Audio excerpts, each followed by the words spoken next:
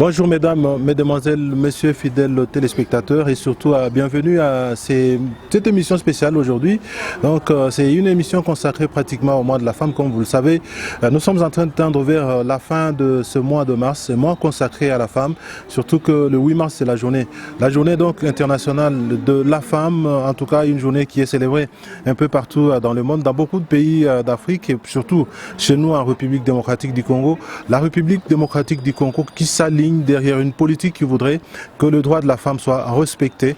Et c'est ainsi que nous nous retrouvons aujourd'hui dans le cadre de cette émission où nous parlons certainement des activités des femmes, mais des grandes femmes, des femmes battantes, des femmes qui se battent tous les jours pour que le foyer puisse survivre. Et donc aujourd'hui, nous allons recevoir une dame, il faut dire qu'elle est responsable d'une grande institution de la place, donc du Kasaï oriental. Il s'agit bien sûr de l'ISTEM Mbujimayi, le professeur Justine Mbelou, qui va être avec nous dans le cadre de cette émission pour parler effectivement d'elle d'abord et surtout aussi des activités des femmes, comment les femmes peuvent générer des revenus pour leur foyer, comment les femmes peuvent trouver des moyens pour que le foyer puisse survivre. C'est cela que nous allons essayer de faire dans le cadre de cette émission. Professeur, bonjour. Bonjour Victor. Voilà, donc professeur, c'est le mois de la femme, nous tendons vers la fin de ce mois de la femme et vous êtes parmi ces grandes dames et donc il faut dire des femmes battantes, des femmes qui travaillent, des femmes qui sont fortes, des femmes qui font un effort pour que, en tout cas, même certaines personnes puissent se retrouver. Alors, dites-nous un peu, je voudrais d'abord que vous puissiez, de manière un peu brève, vous présenter pour que ceux qui vous regardent, ceux qui nous regardent à travers le monde puissent vous découvrir. Merci beaucoup Jean-Victor. Moi c'est Justine Mbelou Kachala. Je suis une Kasaïenne. Je suis née en Mbujimayi. J'ai grandi en Mbujimayi. Je passais le temps de l'école primaire, les humanités en Mbujimayi. Et je suis allée poursuivre mes études supérieures à Kinshasa. Et à l'ISTEM Kinshasa, à l'université de Kinshasa. J'ai dû travailler ici en Mbujimayi, à l'hôpital Conseillé, à l'ISTEM comme encadreur. Et finalement, je suis allée en Espagne, en Belgique, où j'ai obtenu ma thèse de doctorat en éthique de la santé. En fait, je suis économiste de la santé. J'ai fait un master de santé publique en économie de la santé. J'ai fait un master de santé publique dans l'évaluation et la redynamisation des systèmes de santé et qualité des soins et un doctorat en éthique de la santé. Vous êtes professeur d'université, vous êtes directrice générale d'une grande institution de la place, il s'agit bien sûr de l'ISTEM. Dites-nous un peu comment vous vous retrouvez dans cette peau-là. Ok, merci beaucoup. Je suis à la tête de l'ISTEM, ça fait bientôt 7 mois que le ministère du tutelle, l'enseignement supérieur universitaire du Congo, a voulu nous mettre à la tête de l'ISTEM de Mbujimayi.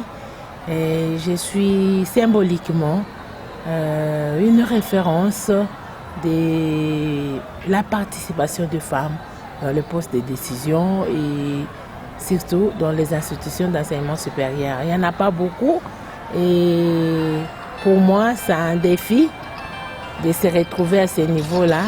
C'est une responsabilité et en même temps aussi, c'est un challenge. Être à ce poste, c'est prouver que c'est possible. Défi, challenge, responsabilité, est-ce que c'est facile?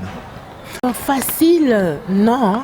Facile, non, parce que moi, je n'aime pas beaucoup parler des choses faciles. Le problème, c'est que ce n'est pas aisé, surtout que nous travaillons dans un climat, dans l'environnement qui n'est pas un environnement stable. Mais les grands problèmes et les défis et les challenges que nous avons, surtout moi-même, c'est de pouvoir arracher quelque chose, même si c'est en passant par des ronces, des épines, mais arriver quand même à transformer les milliers, transformer l'ISTEM et marquer les passages à la tête de l'ISTEM d'une femme ou d'une autre personne. C'est-à-dire que notre comité, à la tête de l'ISTEM maintenant, puisse marquer son passage en redressant et réhabiliter l'Institut supérieur de techniques médicales. C'est ça le problème. Moi, ce n'est pas avoir des facilités, mais essayer de lutter pour marquer positivement notre passage à l'ISTEM. Voilà, donc vous allez essayer de marquer positivement votre passage à l'ISTEM Mbuji-Mayi. Il faut aussi rappeler que la plupart des femmes disent que c'est pas facile d'évoluer dans un milieu où vous avez beaucoup d'hommes. Et c'est pour cela d'ailleurs que beaucoup pensent à ces mois de mars. Ils disent que c'est un tout petit peu un mois qui vient leur apporter un peu de liberté. Est-ce que vous êtes de ces femmes-là qui pensent de cette manière-là? Je pense, moi, que la femme a toujours été honorée dans notre société, surtout la société congolaise. Depuis l'Antiquité, il n'y a personne qui doute de la vie et de la valeur d'une femme pour la vie.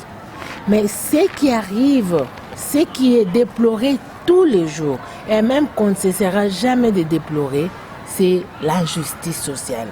C'est l'injustice sociale qui a été remarquée dès le début quand on a parlé. Cette date du 8 mars correspond au dernier dimanche du mois de février dans les calendriers russes. Alors, c'est le dernier dimanche du mois de février 1909 qu'il y a eu des revendications des socialistes pour que les femmes aillent voter. Ces revendications-là commencé en ce moment-là, les derniers dimanches du mois de février, qui correspond à notre calendrier au 8 mars. C'est ce qui a été un déclenchement. Revendication pour les droits, aller voter. Parce que les femmes, on l'avait dit que les femmes ne votent pas.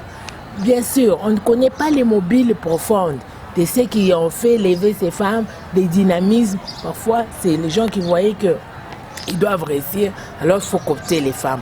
Mais au fin fond, c'est juste une revendication pour une injustice quelque part. Et moi, aujourd'hui, l'analyse que j'ai faite de chaque 8 mars, surtout dans notre pays ici, c'est que chaque 8 mars, il faut relire et revoir autour de nous-mêmes. Il y a encore beaucoup de points où on doit lutter pour que la femme soit traitée dans la justice. C'est-à-dire qu'il y a beaucoup d'endroits où on peut encore voir un parent, bien qu'il aime tous les enfants, quand il est dans la pénurie, quand il n'y a pas beaucoup de moyens économiques, il choisit d'envoyer un garçon à l'école, de laisser la fille à la maison.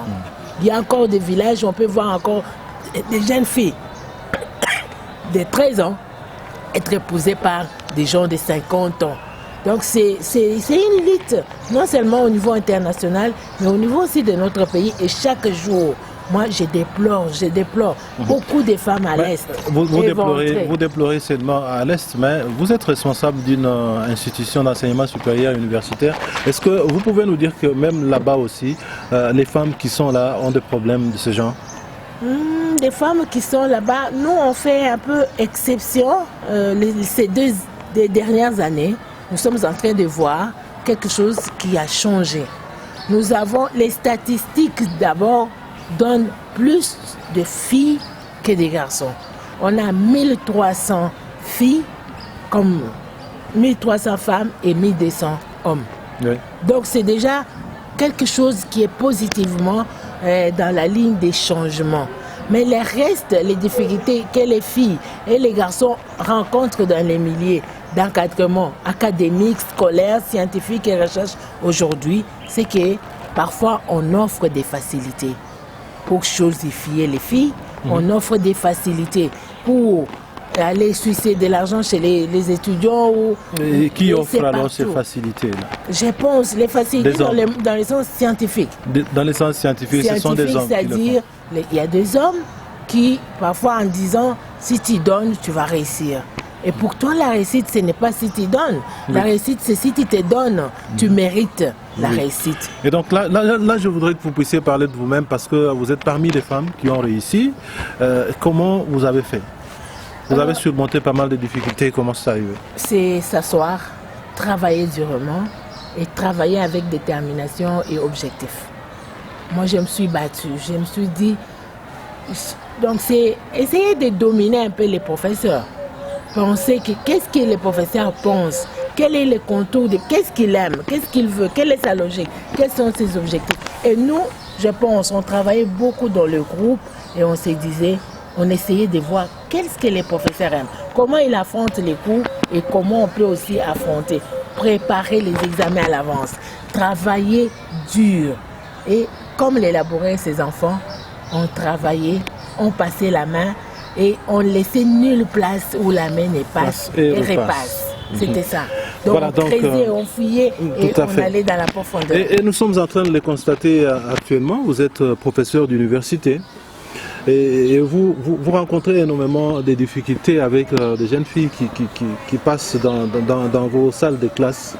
Vous voyez ça, et vous, quelle solution apportez-vous à ce type de problème? Parce que vous avez dit qu'il y a deux personnes qui disent, bon, si vous donnez, vous passez. Et vous, qu'est-ce que vous faites pour contourner ça?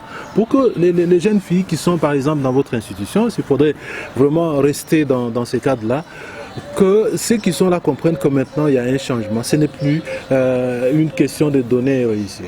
C'est ça. Donc, normalement, sur les milieux académiques, on parle des points sexuellement transmissibles, économiquement transmissibles. Et tous ces éléments-là, ça fait que les milieux universitaires et surtout l'enseignement supérieur universitaire, c'est un milieu codé qui est déjà préparé. C'est-à-dire, il y a des garde-fous.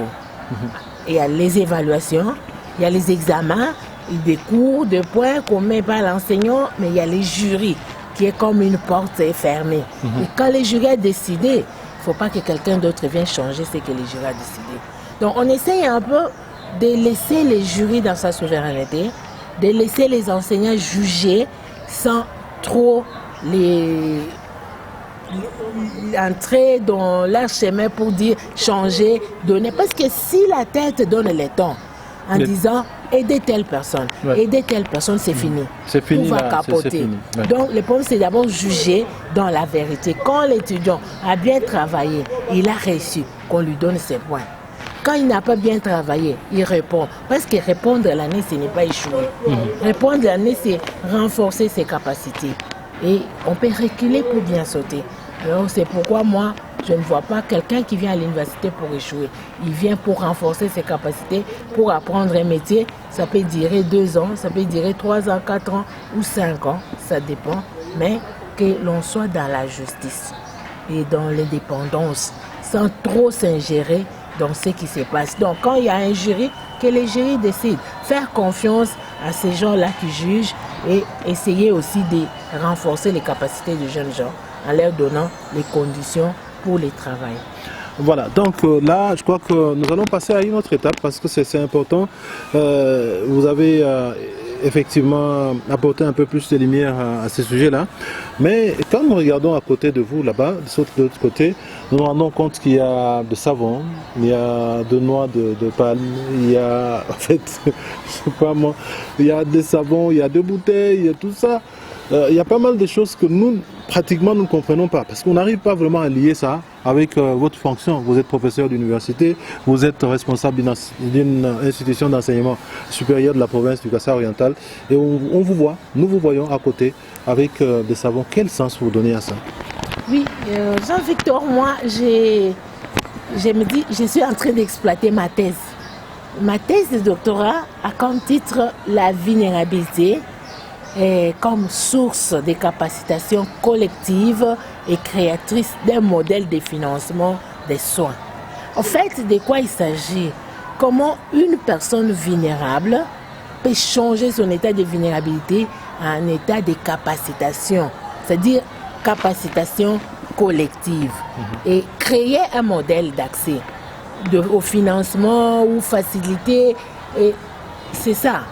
Et moi, je me suis dit, il faut que je puisse faire atterrir avec la thèse. Là, partout où je passe, je me dis, il faut atterrir avec la thèse. C'est-à-dire, je quitte un peu les sièges d'un professeur d'université et je descends comme une maman. Et puis, en descendant, qu'est-ce que vous faites exactement? Je vais rejoindre les femmes dans les communs de mortels, les entraîner, leur montrer que non, même sans être professeur, on peut capaciter les autres, on peut travailler ensemble et arriver à un développement, arriver à des facilités, c'est-à-dire des activités génératrices de revenus. Et principalement cette année, moi par exemple, comme on est en train de parler cette année de l'autonomisation de la femme. Oui. On est en train de parler des changements climatiques, des traitements de l'environnement. J'ai opté pour deux choses. J'ai pris les palmiers principalement. Comment valoriser les palmiers? Les palmiers. Oui. Les palmiers à huile. Les palmiers à huile.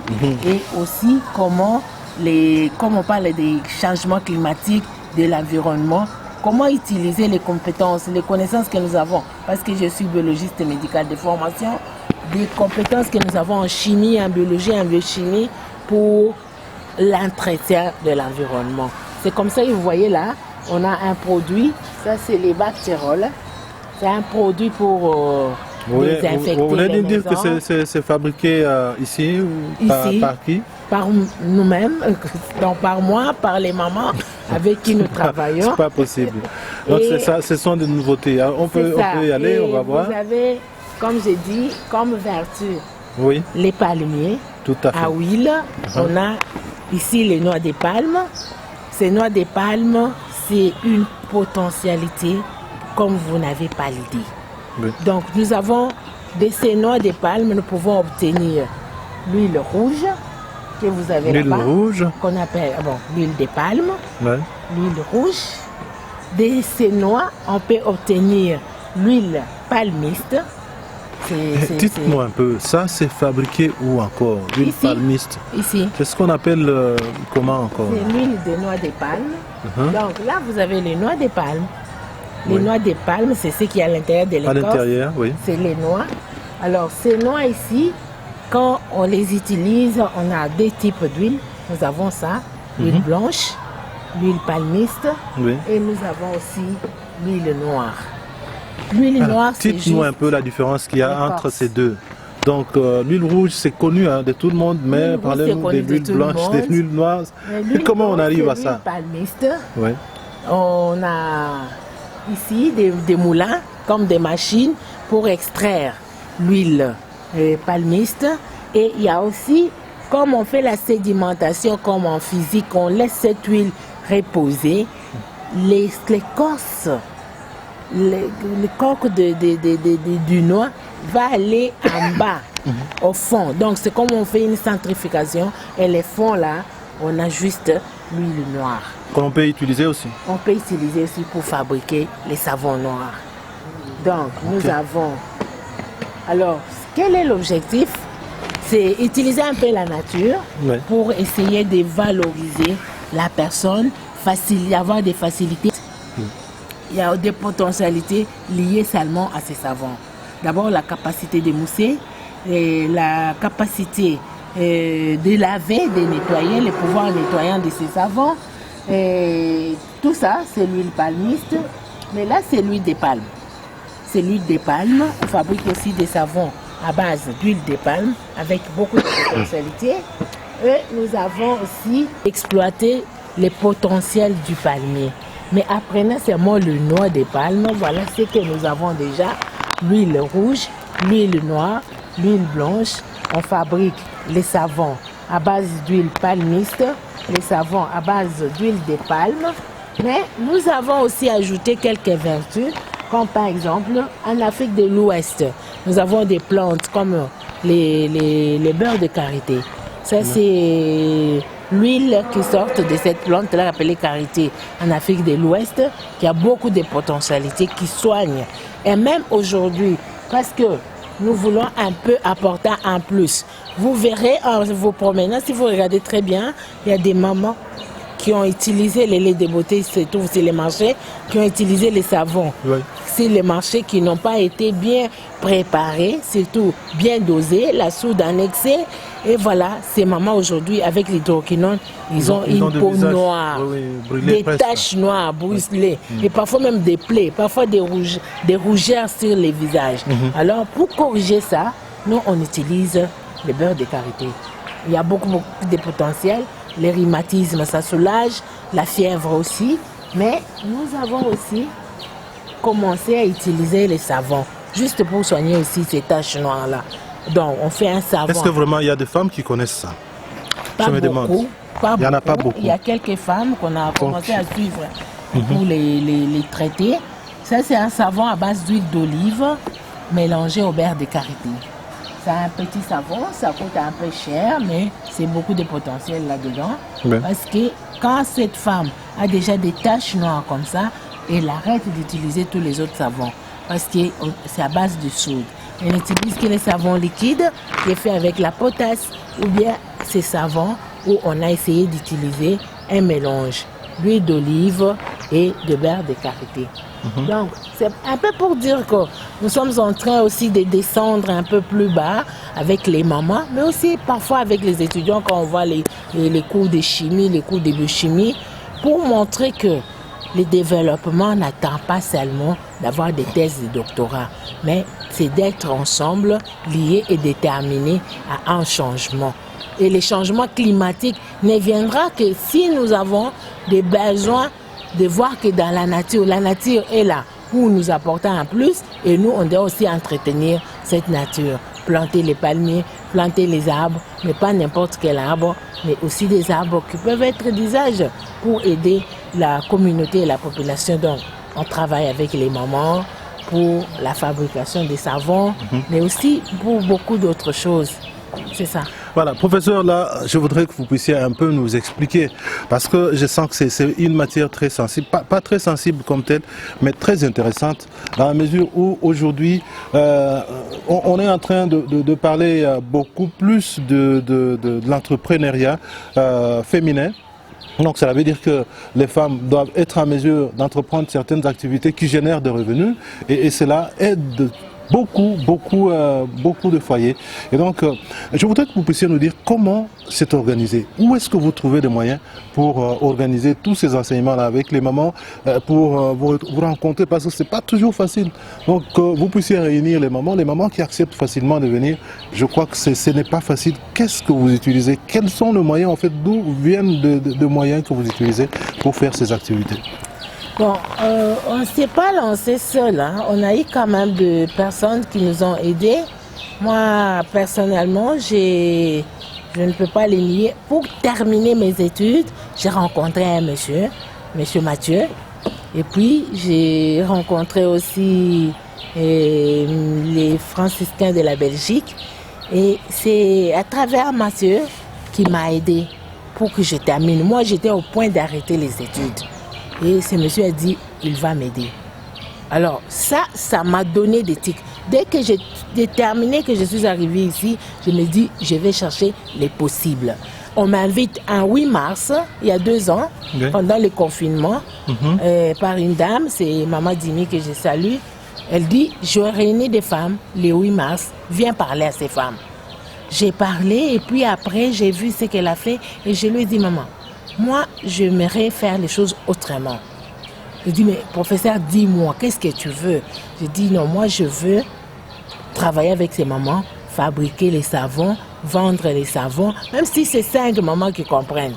Il dit, mais qu'est-ce qu'il faut? J'ai dit, on veut 1 kilo de soude, on veut un bidon d'huile. Elle nous a donné ça. Et ça a démarré.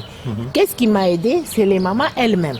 Quand on a préparé les savons, moi, je voulais leur montrer comment on prépare. Et on avait les savons.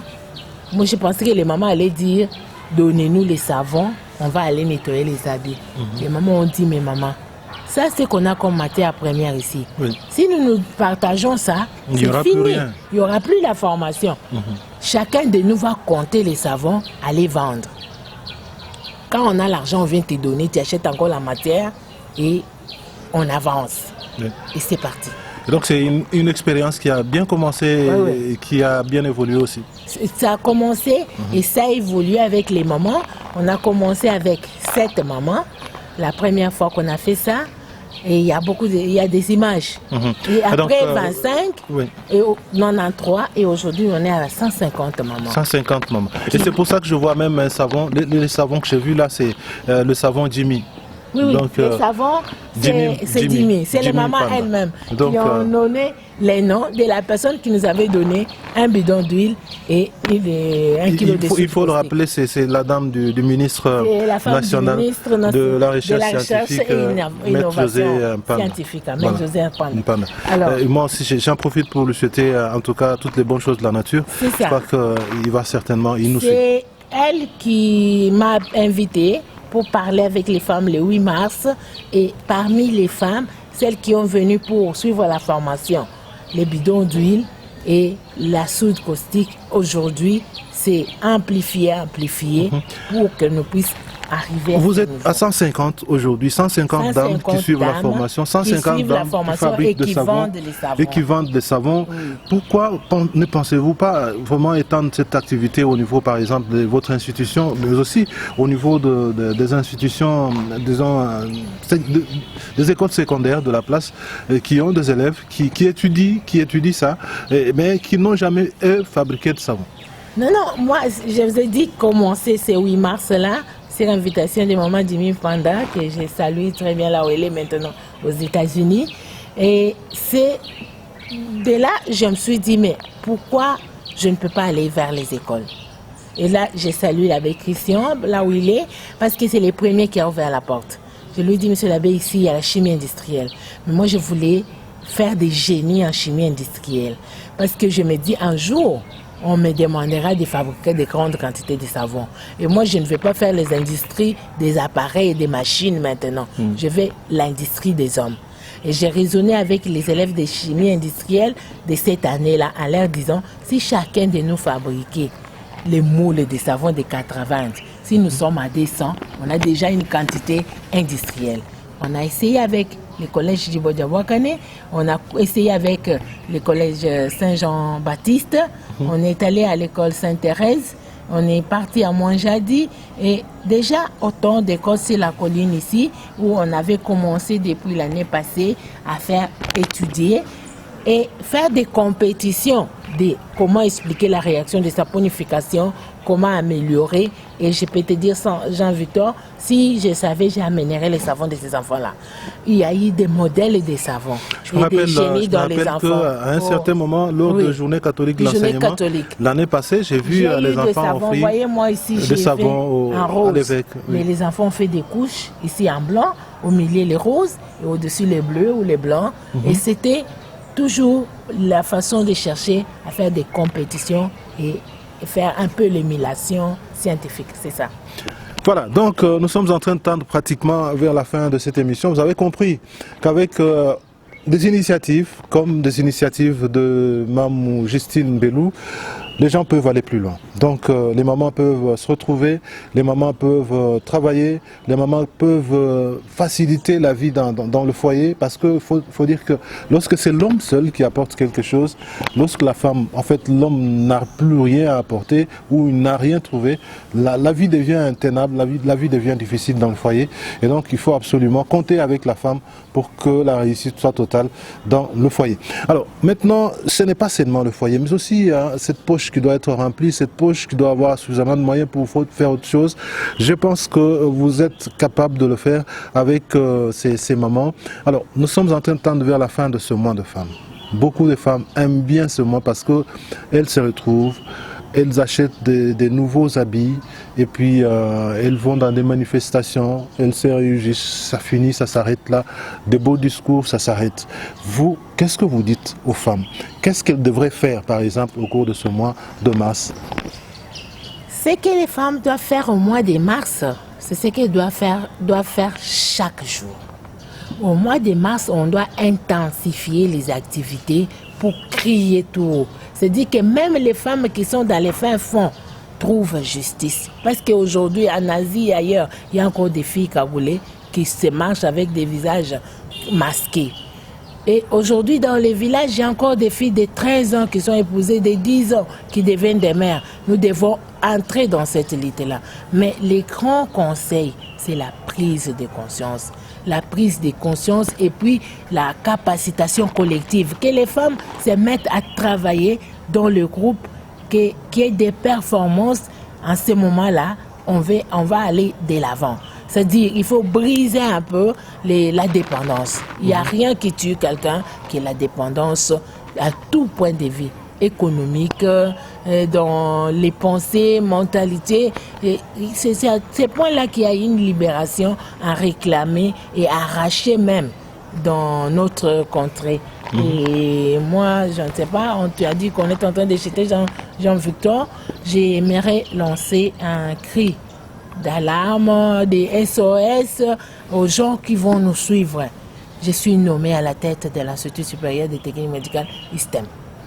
Mais je peux dire que... Je voudrais avant ce message-là que vous puissiez aussi adresser un message aux hommes par rapport aux femmes. C'est important. Il y en a qui empêchent leurs femmes d'entreprendre des activités comme ça. Et ça, c'est bon. Ça arrive. C'est ça. Donc, que les hommes comprennent que le monde est mixte.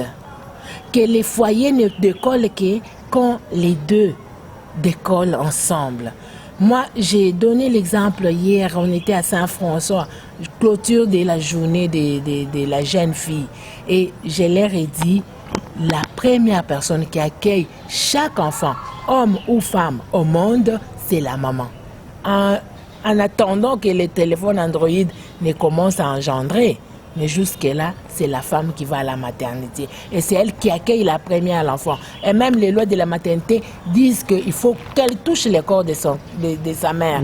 Donc, quitter le monde de la matrice, le monde ici sur Terre, on la vit avec la seule personne qu'on connaissait, c'est la mère. On est attaché. Et chaque fois que l'enfant voit l'absence ni de son père, ni de sa mère, l'enfant tremble. Parce qu'il descend dans un monde, il voit deux personnes, papa et maman. Et il est attaché à ces deux personnes. Et chaque fois qu'il a des besoins, il pleure. Et cet enfant devient déséquilibré si on ne lui dit pas « Arrête, nous sommes là pour toi ». Quand l'enfant pleure et que les parents sont là, soient là, même si c'est maman qui est là, même si c'est papa, il doit dire à l'enfant « Mon enfant, je suis là, arrête de pleurer ». Sinon, vous avez des personnes déséquilibrées qui ne savent pas lutter pour le développement de notre société. C'est pourquoi j'ai dit, hommes ou femmes, lutter pour une coéducation. Lutter pour que filles et garçons ils puissent se développer ensemble. Je ne vais pas mâcher les mots, mais voilà les visages qu'on demande aussi aux garçons. Qui puissent nettoyer aussi les marmites. Ça, vous nous rappelez ce que nous avons fait quand nous étions petits. Oui, parce à un certain moment, nous avons transporté des bassins pour aller au marché et ramener la farine à la maison. C'est ça. Ça, on dit que non, les garçons, les restent à la maison, que moi, soit à nettoyer les casseroles. Non, mais les garçons peuvent apprendre aussi. Donc, une coéducation et en même temps, une capacitation de femmes à tout point de vie. Parce que les enfants avec quotient intellectuel en dessous de la moyenne, il n'y en a pas beaucoup ici chez nous. Oui. Mais laisser ces filles émerger, laisser ces enfants émerger et être équilibrés dans la société, ça va aider. Ça va décloisonner notre société. Ça va faire que demain, on ait déjà beaucoup de filles, beaucoup de talents et que ces talents éclosent. Parce que moi, ce que j'ai fait avec les élèves des humanités, en apportant la saponification, c'est qu'il faut éclore les talents. Éclore les talents dans chaque foyer, papa et maman. Faites éclater les talents qui sont dans votre maison et vous allez voir que vous avez des princes et des princesses. Vous avez des génies. Voilà, donc papa et maman, je crois que vous avez compris ces conseils qui vous viennent de professeur Justine Belou. Donc elle n'est plus à présenter sur la ville d'Mbujimai, un peu partout. On la connaît parce qu'au fait, elle est compétente, elle est battante, elle est forte. Donc nous allons bien sûr terminer, mais il y a ces messages très importants par rapport à l'ISTEM Mbujimai. Je crois que c'est ce que vous étiez en train de dire déjà avant de terminer. Avant de terminer, je lance ces messages, c'est SOS, c'est cri d'alarme. À la tête d'une institution d'enseignement supérieur universitaire, l'ISTEM de Mbujimai, qui, cette année, va totaliser 30 ans depuis sa création en 1992. Ils ont commencé à travailler en 1993, mais déjà, cette année, on est la 30e année de la création. Mais je suis à la tête d'une institution sans bâtiment. C'est un peu étrange que je dise ça. C'est un défi pour vous. C'est une institution de soins. Un défi à relever. Un défi à relever. Il n'y a pas de pavement, il n'y a pas de portes, il n'y a pas de fenêtres. Mais je dis, oui, les dons de Dieu. Le Seigneur me met là-bas comme femme, à la tête d'une institution d'enseignement supérieur et universitaire. Et je me dis, avec mes deux bras, je ne peux pas. Je lance les cris là aux hommes de bonne volonté, parce que Jean-Victor a voulu qu'on parle d'abord des hommes de bonne volonté et aux femmes de bonne volonté. Partout où vous êtes, que c'est impossible de l'alma terre ISTEM devienne le possible à travers vous. Une chaise, des bancs, une porte, des fenêtres. Demain, on va construire l'ISTEM. Et là, moi, je voudrais aussi ajouter pour dire qu'il y a des députés nationaux, donc il y a des députés provinciaux. Il y a des ministres, oui, qui sont sortis de là et au fait, qui ont des enfants qui ont étudié là-bas. Les bénéficiaires des soins, oui, soignés par les anciens de l'ISTEM, les anciens, les infirmiers, les infirmières sortis de là. Vous avez déjà été soigné par un infirmier. Pensez à ces petits-enfants formés dans cette institution aujourd'hui en délabrement et venez nous aider à construire l'ISTEM. Moi, je ne sais pas, il n'y a que les crédits de la confiance que je vous promets. C'est-à-dire que marchez et faites confiance. On va essayer à notre niveau de les faire, mais je ne peux pas vous dire que tous ces bâtiments-là, il n'y a pas de toilettes, il n'y a pas je sais pas. L'ISTEM, c'est comme ça là. Il n'y a pas de pavement. Disons que c'est comme ça que vous l'avez trouvé. Donc, mais on essaye. Il faut compter avec tout le monde. On compte avec tout le monde. On compte avec des vies que nous avons là-bas, les enseignants et l'État qui nous fait confiance. Mais en tout cas, que la personne qui sera frappée par ces messages et qui voudra aider l'Institut supérieur de l'ISTEM, celle qui voudra aider et tenir à l'ensemble pour marcher de pair avec la femme congolaise, la femme dirigeante aujourd'hui, et vos conseils, ça sera bienvenu, et même les orientations, ça sera toujours accueilli sur une bonne terre. Et je vais chuter aussi avec la maman, et que même pour les savons, ne faites que aller acheter des noix. Aujourd'hui, on a commencé par fabriquer les savons avec l'huile de palme. Et on a commencé à importer l'huile de palme qui venait d'ailleurs. Mais aujourd'hui, là, on fabrique déjà sur place l'huile palmiste. On ramasse des noix, on fabrique l'huile, les 3 catégories. C'est qu'on a mesure de faire les savons d'huile de palme, les savons d'huile palmiste et les savons noirs, qui est un savon qui traite la peau. Et c'était connu seulement en Afrique de l'Ouest, mais aujourd'hui, on a fait aussi de cette spécificité-là. Comme je vous ai dit, il y a les savons d'huile d'olive, mais aussi bientôt, il y a des commandes pour les savons à base des concombres, les savons à base des papayes. Donc tout ça, ce sont des potentialités qu'on veut exploiter, mais en même temps tenir pour montrer que c'est possible avec la femme d'émerger, d'améliorer, de perfectionner. Surtout, aidez-moi à diriger l'ISTEM de Mbuji-Mayi et à réhabiller l'ISTEM de Mbuji-Mayi. Merci beaucoup. Voilà, donc il faut l'aider à réhabiller l'ISTEM Mbuji-Mayi. Il faudrait que l'ISTEM Mbuji-Mayi porte sa plus belle robe. C'est vraiment important, c'est capital. C'est une institution qui a formé pas mal de personnes. Je crois que tout le monde reçoit des soins qui proviennent de personnes qui ont étudié dans cette institution là-bas.